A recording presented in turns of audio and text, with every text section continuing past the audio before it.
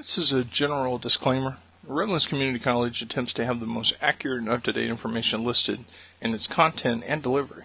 However, your education is your responsibility.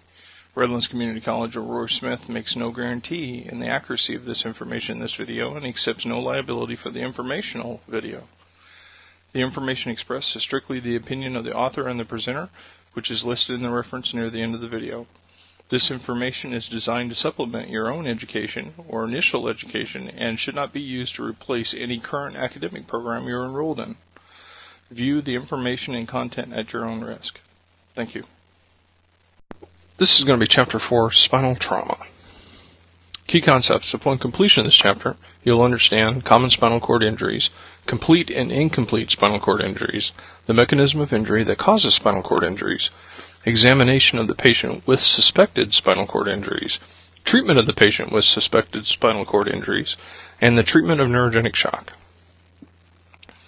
Spinal cord injuries, a portion of the central nervous system that carries continuous messages, brain to the body and then back again, sits inside the spinal column structures and cannot be repaired. Damage to the brain and body can no longer communicate effectively with one another. Therapeutic, hypothermia, and stem cell research are promising treatments for this. Chief concerns. Human body has developed and pretty much evolved, manages trauma associated with everyday life. Example, a healthy person who trips and falls, even while running at full speed, is unlikely to sustain an injury to her spinal cord. Engineering also helps with this, reduces the likelihood of injury. Examples of this would be seatbelts that keep us restrained. And possible injury considerations. The amount of injury that's transferred into the body, or kinetomatics, should be taken into consideration. Directed energy that's transferred into the body is the energy that's absorbed and spread across the body. So the more energy that the patient actually gets, or kinetic energy, then the higher increase chance that the patient might have damaged their spinal cord. Spinal cord injury, conditions associated generally with young males, more than 75%. Average age on this is 39.5 years. Leading cause of motor vehicle crashes. Estimated about 42% of the motor vehicle crashes have some sort of spinal cord injury. My apologies. The spinal cord injuries that occur, 42% of them occur from motor vehicle crashes. Described based on the amount of retained function, and there's a couple of verbiage terms that we need to learn here. Specific vertebra where the injury occurred. If we have complete tetraplegia, a loss of sensation or motor control in the arms and legs, as well as the torso after the injury to the spinal region, cervical spine more specifically. Paraplegia, thoracic or lumbar spinal cord injury that limits or eliminates motor control and sensation to the lower extremities. Anatomy of the spine. Intricate structure including bones, nerve tissues, muscles, ligaments, and cartilage. Each component has a vital core. And the vertebra strength allows us to have mobility and information transition. There are 33 vertebrae that run along the posterior of the torso, or the back of the torso, from the skull to the pelvis, and together form the spinal column. The ligaments, or connect vertebrae, they connect vertebrae with one another. Anterior and posterior longitudinal ligaments travel the length of the spinal column and provide a significant source of stability. And then the muscles, the movement and the spine stability in general. Erector spinae gluteus medius, gluteus maximus, and latissimus dorsi muscles allow for movement and stability of the spine. Spinal column is divided essentially into 5 sections. These 5 sections are the cervical vertebra, the thoracic vertebra, the lumbar vertebra, the sacral area, which is fused, and the coccyx. Spinal cord is pretty much the portion of internal communication system. It carries messages to the brain and the rest of the body. And this consists of a couple different substances of gray and white matter. Gray matter forms a butterfly-like shape in the center of the cord, and that's this area here. Kind of looks like a butterfly. It contains anterior or ventral horn with motor neurons and posterior or dorsal horn with sensory neurons. So these horns here, this would be the anterior, and this would be the dorsal horn. White matter surrounds the gray matter and contains major nerve tracts. So all of the blue area and the red areas that we're seeing on this graphic here are essentially the white matter, and the center, or the butterfly, would be the gray matter. Spinal nerve roots that leave the ventral aspect conduct motor messages. Dorsal roots conduct sensory messages. There are essentially two tracks. There are ascending and descending, or afferent and efferent. The cortical spinal tract from the cortex of the spine, found in the anterior portion of the spinal column, and the spinal thalamic tract from the spine to the thalamus transmits sensations such as touch and proprioceptor or location to the thalamus. Vascular supply. Injury may result from blood supply interruption. We have a single anterior artery that provides blood supply to the anterior and central cord.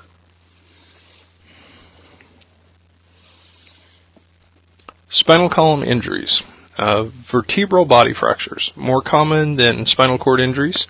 Does not mean that the patient certainly will have a spinal cord injury, just that their vertebra has been fractured. Spinal column injuries include dislocations and subluxations, in which those are any misalignment of the spine, and this can impact the spinal nerves or the roots that are actually in the spine. Ligaments and tendons and muscle injuries. Injury to the soft tissue in the back account for a vast majority of pain-producing back injuries.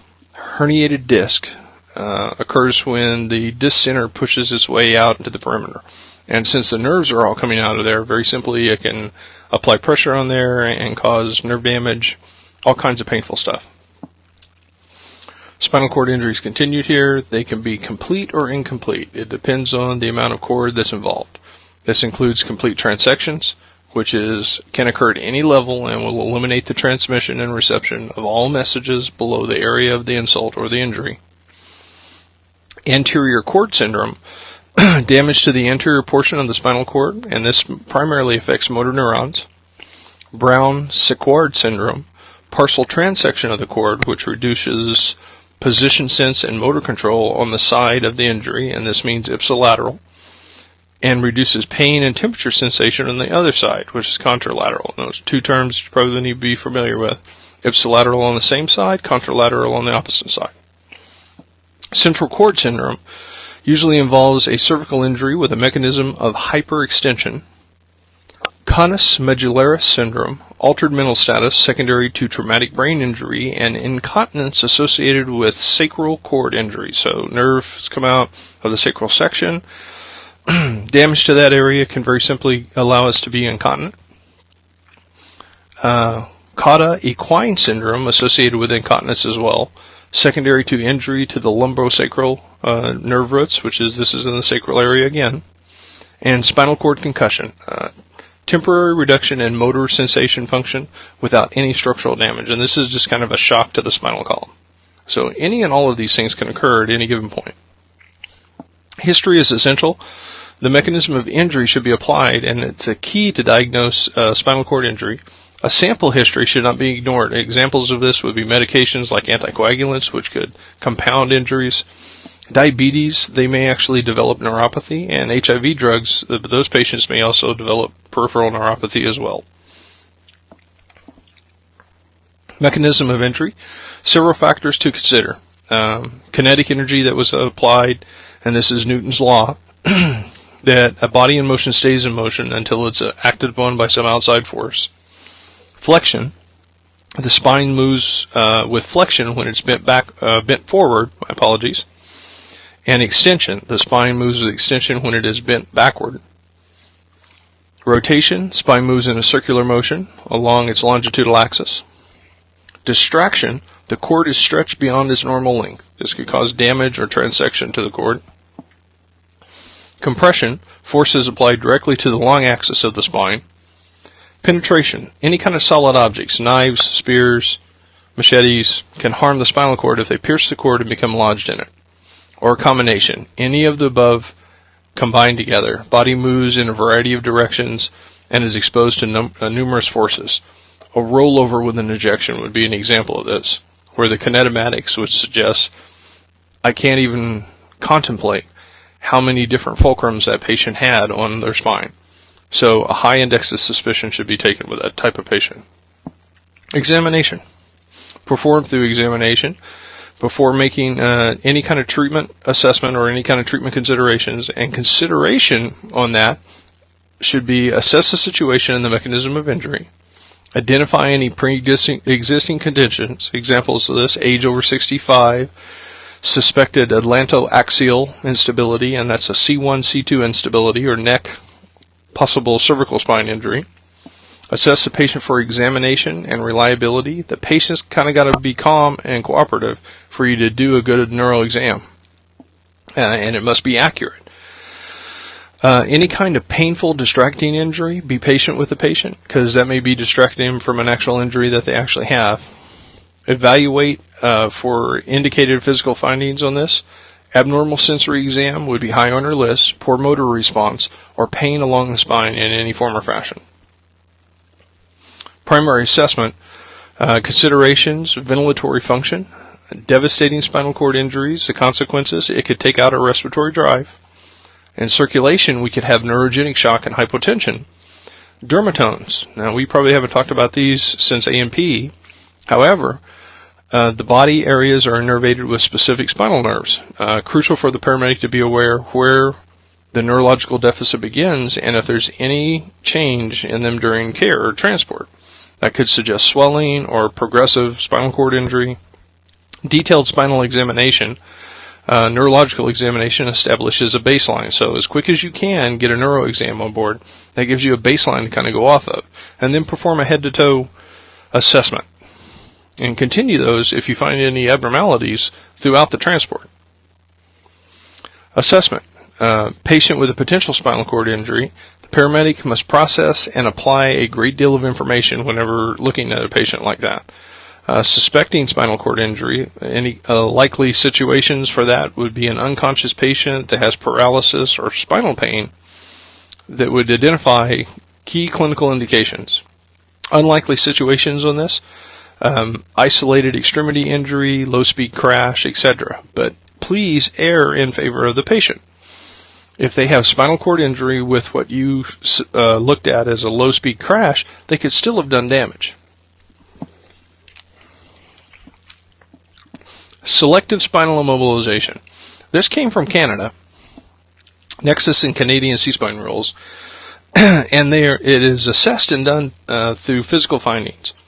So the patient without spinal cord injury is generally stable and alert, and this is a generality. And these criteria that come out of Canada were transferred into protocols in the U.S. for EMS systems. The National Association of EMS Physicians contraindicated to selective spinal cord immobilization, as far as their criteria goes, anybody with an altered mental status, anybody that would be intoxicated, or if they had any type of painful, distracting injury, err in the patient's favor and immobilize them in C-spine. As far as treatment goes, treatment of the spinal cord injury patient always starts with the airway, like all trauma patients. Life threats are identified and treated, then the paramedic should immobilize the patient. Any problems dealing with the ABCs we need to correct, or start correction within the first 30 seconds to a minute. As far as airway management goes, the patient with a high cervical spine injury may lose their ability to control their diaphragm, their intercostal muscles, or both. Patients experiencing respiratory distress require careful airway management. Examples of this, oral trauma intubation, and remember, whenever the C collar is on, there's low movement or a decreased amount of movement of the jaw forward. So this is going to reduce your view of the glottic opening. Just be aware of that. BLS life support airways, blind insertion devices like a supraglottic airway, or remote viewing laryngeoscopes may be applied as well. This would be like a kaleidoscope. Manual C-spine stabilization and cervical collars as well complicate the matters of airway management. Spinal motion restriction. Spinal immobilization begins with manual cervical spine stabilization while reducing body movement. Does have the potential of harmful side effects, back pain, pressure sores, or etc. Devices used on this are going to be C-collars, short and long spine boards. In evaluation, nerves within the spinal column or spinal cord maintain the physiological stability of the body. In spinal cord injury, this can lead to fluctuations of vital signs like heart rate, temperature, and etc. Paramedics should assess, reassess, and be prepared to intervene to help stabilize. Physiological reactions to spinal cord injuries. Tearing or severe spinal cord injury begin with a series of reactions. Examples of this would be spinal shock. Motor control and sensation below the site is gone. Neurogenic shock. Systemic manifestations like vasodilation may occur. Complication on this would be any type of hemorrhagic shock. Careful evaluation and rule out all the causes of this type of shock before deciding that the patient has neurogenic shock. Example, if you have a patient that's in hemorrhagic shock and you decide to use the alpha agonist like norepinephrine, that would be detrimental to the patient that has a low amount of blood. But if they are truly in neurogenic shock, then that medication would be helpful. Disposition. Center for Disease Control, from their criteria, a patient with paralysis should be transported to the trauma center based on the availability of specialists that they may have. Patients without paralysis should be transported also to a trauma center based on the physical findings and regional protocols. Carefully document all physical findings. The patient may face massive expenditures and may seek compensation for this or redress for this in court. In conclusion, spinal cord injuries, they're relatively infrequent, but if present, have profound impacts. The spinal column has vertebra, ligaments, intervertebral discs, muscles, and the spinal cord. Most serious injury is going to be injury to the spinal cord. Dermatomes are body regions, and they may indicate which nerve carry the messages. References for this were taken from the Professional Paramedic Volume 3, Trauma Care and EMS Operations of Del Mar Learning. If you have any questions concerning this chapter, feel free to give me a call. My name is Roy Smith, smithr@imsa.net, or 405-219-7613. Thank you.